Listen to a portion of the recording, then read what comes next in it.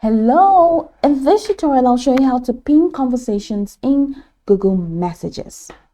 As of May 2025, the Google Messages app allows you to pin up to 5 conversations, ensuring your most important chats stay at the top of your inbox for quick access.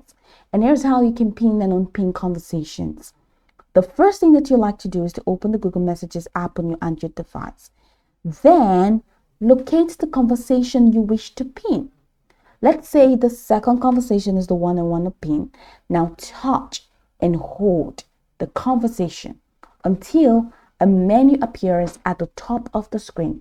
I hope you can see a couple of icons at the top of the screen. You see the pin, you see the archive, you see delete, you see block, and you see the 3 dots menu. Now go ahead and tap on the pin icon represented by a push pin at the top.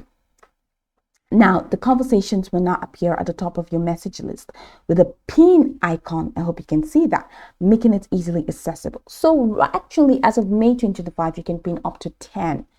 You can pin up to 10 conversations, not just 5.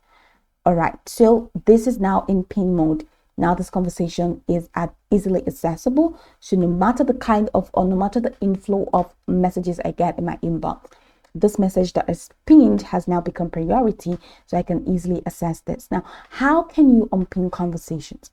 Open the Google Messages app, then locate the pinned conversation you want to unpin.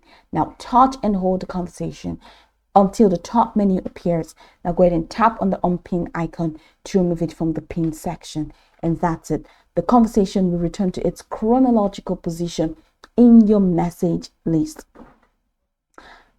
You can pin up to 10 conversations at a time.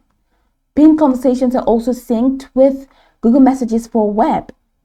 The ability to pin conversations may not be available in all regions, so you have to watch out for that.